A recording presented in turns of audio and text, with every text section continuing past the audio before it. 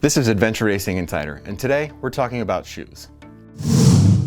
Adventure racing is a multidiscipline sport, meaning you're going to be transitioning from one discipline to the next throughout the course of the race. So most adventure races, you're going to find yourself on a bike, i.e. a mountain bike, in a canoe or a kayak for a paddle section, and on foot in the woods for a trekking or trail running section.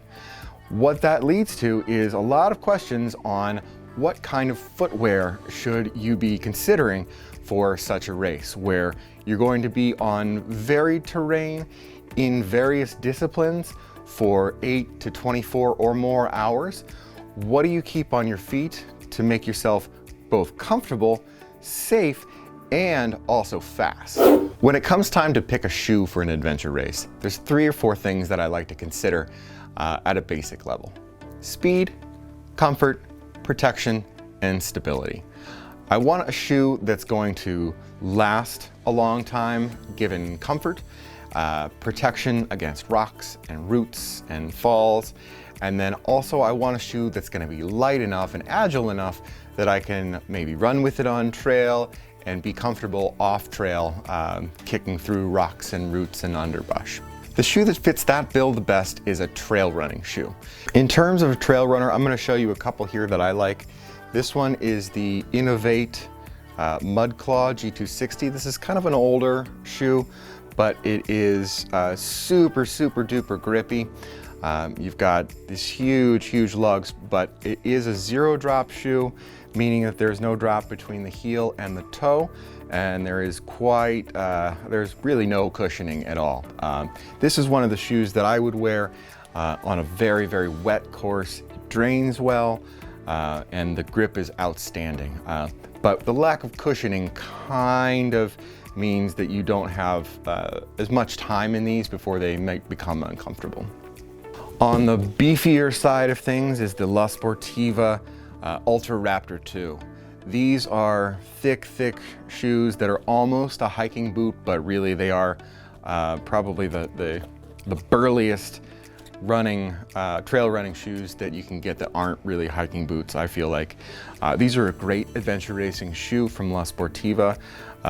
Big drop from back to front, and then we've also got really thick padding and a rock plate to keep your foot safe. These are great for off-trail, very rocky kinds of courses, and I really do enjoy them, especially with this toe cap that has saved me on a number of occasions.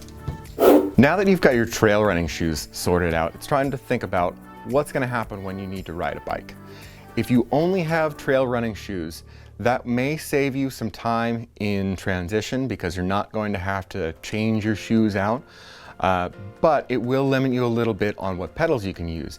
You're going to have to use something that is a little bit, that is flat, like one of these. This pedal from Shimano has little lugs in it to help keep you situated on the pedal in your trail running shoes. The other option for pedals is the clipless pedal. You're going to need a separate shoe for this. Something like these mountain bike shoes that have the cleat on the bottom. These are very walkable mountain bike shoes, but they will clip into these Shimano SPD pedals and give you a little bit more power on the pedal stroke and a little bit more confidence, at least in my opinion, on some of the technical downhills to be securely attached to your pedals. If you don't want to make the decision right away, you can leave that to sort of the last minute with one of these, which is a Shimano double-sided pedal here. We've got a flat on the top with the little studs here to keep you sort of located on your trail running shoe, with your trail running shoe on the pedal, and then on the back we have a clip-in for SPD pedals, for SPD cleats, that is. So you've got that option if you don't want to change your pedals right at the front of the race. These are a bit heavier, but they do provide that flexibility where if you don't want to change your shoes, you can make a snap decision and just ride flats without changing your shoes, maybe go a little bit faster in the transitions. If you want to ride any of the clipless pedals, you're gonna need a pair of mountain bike shoes.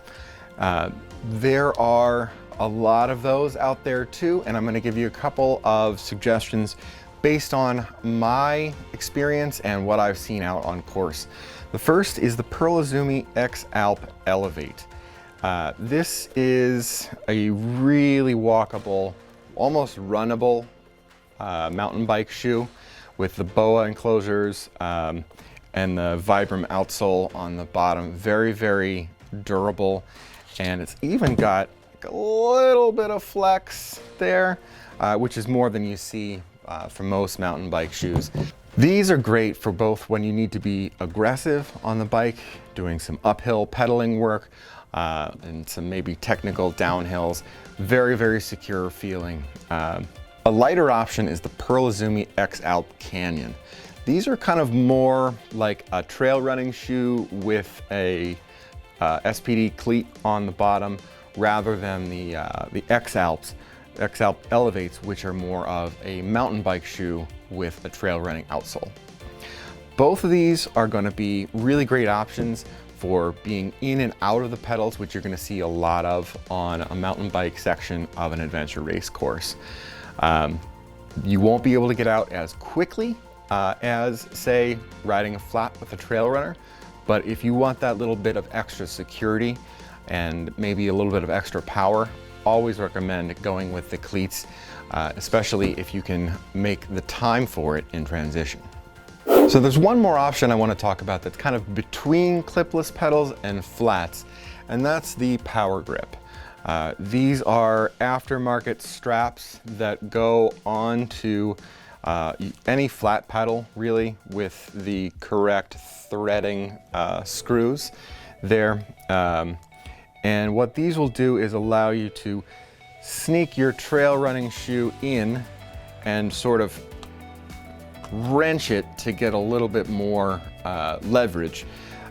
It's a little bit more secure than a toe cage, gives you a little bit more power than that, than one of those, but not quite as secure as the full clip-in SPD pedals. So somewhere in between the full clip-in and the pedal lies the flat pedal lies the Power Grip. One of my favorites for short races. If you don't foresee yourself changing shoes a lot, especially in races that are shorter than 12 hours, these are a great option, because in a short race like that, changing shoes multiple times can really have an effect on your overall time.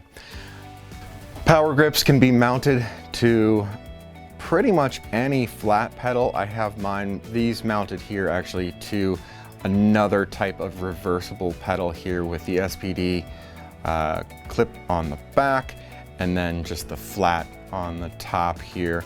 You can pop the Power Grips on. You can just buy the strap and pop them in there and use them as such on pedals that you have. Or if you go to the Power Grip website, you can buy these. These are actually quite lightweight pedals that they sell pre-assembled. So what's the best strategy for adventure racing shoes? For me, I bring options.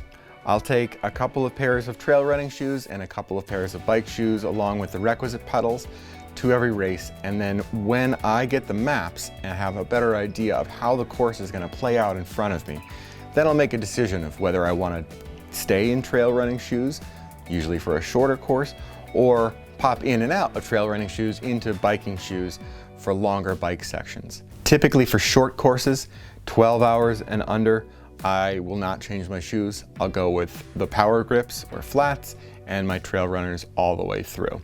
For races up to and beyond 24 hours, I'll typically carry or have available to me a pair of SPD shoes, mountain bike shoes that I can clip into. I really don't like being on the bike for terribly long without them if I can stand it, but those shorter races will stay in our trail runners to save time in transition when changing shoes. Another thing to be considerate of is carrying your shoes. And this is one of the things that you're going to learn at the race, maybe on race day, maybe an hour before or less, is whether or not you're going to have to carry the shoes that you're not wearing. So, in many cases, that means that if you are wearing your trail running shoes and you plan on wearing bike shoes later on, race directors may or may not make you carry the pair of shoes that you're not wearing. That's not insignificant weight and not insignificant bulk. So it's important to consider whether you're going to have to carry these while you're on foot, and vice versa. While you're in these on your shoe, on your bikes, you'll have to be carrying these shoes in your pack. So definitely something to consider and something that you want to be able to make a game time decision on. Now, if you don't want to carry your bike shoes, some race directors will actually allow you to clip your shoes into the pedals of your bike and let them sort of become a piece of the bike, so it gets transported with the bike and you don't have to carry them. I love that. I love not having to carry an extra pair of shoes, but it's a toss-up to whether a race is going to allow something like that to happen. And you may not even know until minutes before the race. So always good to keep your options open really until the last minute. Generally speaking, you're going to find yourself on some pretty gnarly terrain at times during an adventure race. The footwear should match that, whether that's a trail runner on foot or a mountain bike shoe on a bike. You'll want to have the right shoe for you and the right pedal to go with it for your bike. Unfortunately, for the way that adventure racing works, we don't know a lot of the variables until the very start of the race, so having your options open is always my best bet. Ultimately, I suggest whatever you do, get with your team a couple of days in advance and decide on shoe and pedal combinations, or at least the options for shoe and pedal combinations for your upcoming race together, and make the decision as a team. It'll help going through transition to know exactly how fast everyone is and manage expectations in terms of how quickly you can go from one discipline to another as a team. Now, it's not always possible to have everyone on the team in the same shoe and pedal combination. Some people may not own the shoes, may not be comfortable in SPD pedals. There are a lot of different reasons. But the best way to work around that, in my opinion, is to make sure that you set expectations with your other teammates so you know how fast your transitions are going to be. Some people will naturally take longer in transition to change shoes. Some people will be very fast. The idea is to use the people who are very fast and aren't changing their shoes to do other things that might be helpful, like getting water and reorganizing gear. That way you can balance the time in transition between something that takes a little bit longer and something that still needs to be done. And your team as a whole will move out of the transition in the same time, rather than waiting for someone that's struggling to tie shoes. Well, we've really just scratched the surface of the whole adventure racing, trail running shoe, mountain biking shoe, bike pedal debate, but hopefully I've been able to give you a little bit of info on the strategy behind what I use to determine what combination will be best for a given race. A special shout out to the Green Mountain Adventure Racing Association. They'll be hosting the 2023 USARA National Championships coming up on September 15th and 16th from Smuggler's Notch in Jeffersonville, Vermont. Thanks to our sponsors Ultraverse Supplements and Lamplighter Brewing Company, Adventure Racing Insider will be on site at Smuggler's Notch all weekend following the race. We'll be live blogging at adventureracinginsider.com/USARA23. For more exciting news from the 2023 USARA National Championships, head on over to Facebook and check out USARA as well as Adventure Racing Insider. For more information on adventure racing in the United States, how to become a USARA member, and where to find races, go to usara.com.